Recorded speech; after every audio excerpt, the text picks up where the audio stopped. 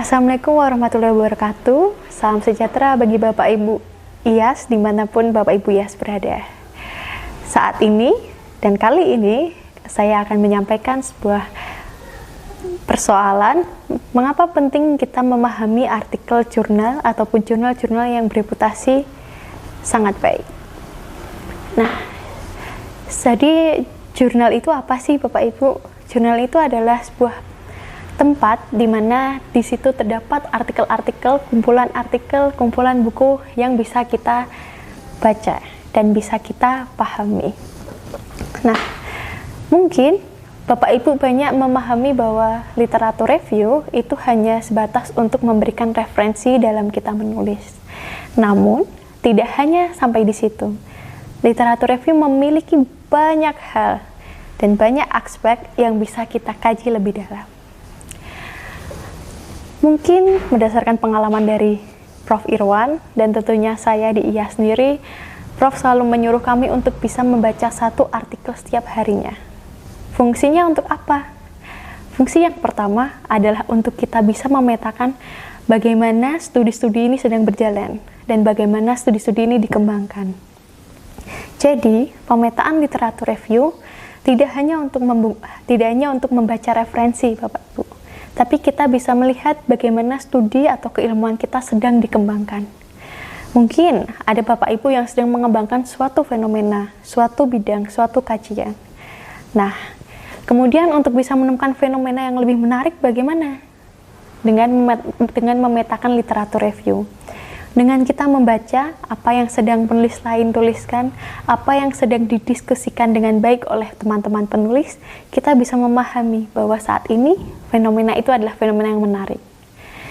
Terkadang kendala kita adalah selalu menanyakan apakah fenomena yang kita angkat ini akan menarik untuk dibaca oleh pembaca internasional. Dan tentunya untuk kita bisa meyakinkan diri kita adalah dengan melihat literatur review yang sudah ada. Tentunya literatur review dari jurnal-jurnal yang bereputasi. Jurnal bereputasi bisa kita temukan dimanapun Bapak Ibu, baik secara online maupun kita bisa membaca cetaknya. Untuk secara online, Bapak Ibu bisa melihat beberapa search engine yang dia menerbitkan artikel-artikel yang sangat berkualitas. Nah, selain untuk bisa memetakan kajian-kajian yang sedang Bapak Ibu bahas saat ini, literatur review juga memiliki fungsi yang kedua, yaitu fungsi untuk memunculkan ide dalam menulis. Nah, terkadang kita memiliki kendala, kita sudah mentok dalam menulis. Nah, ketika kita sudah mentok, maka satu cara yang paling tepat dan efektif untuk kita lakukan adalah dengan membaca tulisan-tulisan yang sedang dibahas dan didiskusikan oleh penulis lain. Kira-kira penulis luar atau penulis internasional sedang membicarakan apa sih? Atau kira-kira penulis di negara kita sendiri sedang membahas seperti apa sih? Nah, dari tulisan-tulisan tersebut kita dapat melihat, memunculkan ide bahwa fenomena yang ada di sekitar kita akan menarik jika kita bahas.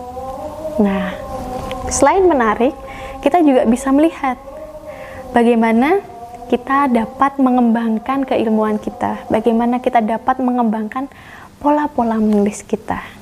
Nah, jadi selain kita dapat melihat kecenderungan dari studi-studi yang ada, pembacaan literatur review atau pentingnya kita memahami jurnal-jurnal bereputasi adalah untuk bisa melihat sebuah pola.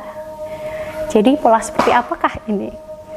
Iya, pola tentang menulis. Terkadang kita terkendala bagaimana memulai sebuah tulisan, memulai sebuah artikel, dan memulai sebuah kata dalam paragraf pertama. Saya pun merasa kesulitan untuk menulis paragraf pertama.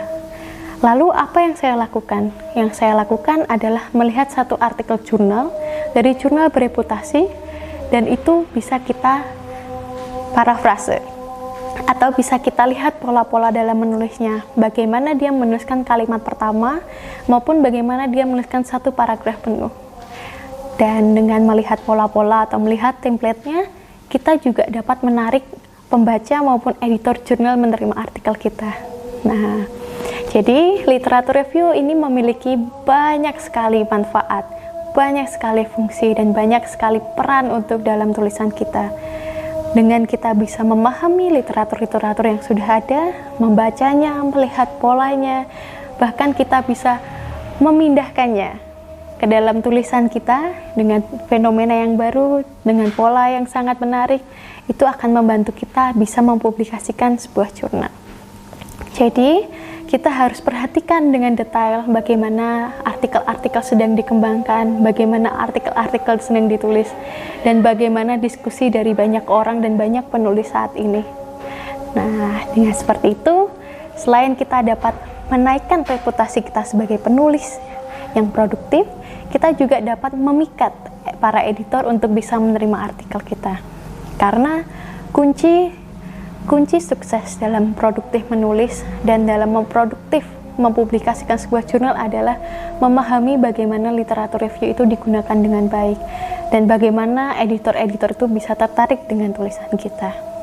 Selain itu, literatur review dan jurnal-jurnal yang bereputasi tentunya juga bisa mengungkapkan apa sih perbedaan studi kita dengan studi yang lainnya, dan itu akan menjadikan novelty ataupun case study. Kalau Prof biasanya mengatakan itu adalah case study kita dengan studi lainnya. Jadi gapnya di mana? Maka kita harus lihat literatur review yang ada. Nah, dari situ Bapak Ibu bisa memetakan semuanya, menulis dengan baik, membuat pola sendiri, mungkin bisa mengembangkan sebuah pola juga dari pembacaan artikel jurnal. Nah, dari situ kita bisa belajar bagaimana kita bisa menarik editor untuk membaca tulisan kita dan bagaimana kita memulai sebuah tulisan. Karena Prof. Irwan juga pernah berkata bahwa all good writing begins with reading. Jadi sebelum kita bisa memetakan semuanya, kita harus baca dulu. Kita harus bisa melihat bagaimana perkembangan studi-studi kita saat ini dan bagaimana membedakan studi kita dengan studi lainnya. Kunci sukses itu akan membuat artikel Bapak Ibu akan terpublikasi dengan baik dan akan menarik semua pembaca, baik pembaca internasional maupun pembaca nasional.